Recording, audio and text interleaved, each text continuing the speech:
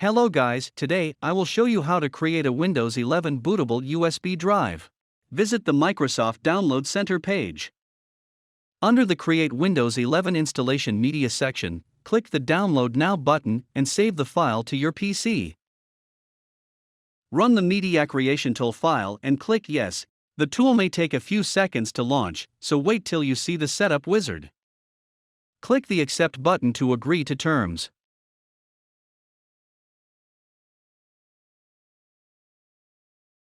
When the Your USB flash drive is ready message appears, click the Finish button to close the setup wizard. Now you can boot from the USB drive to troubleshoot or clean install Windows.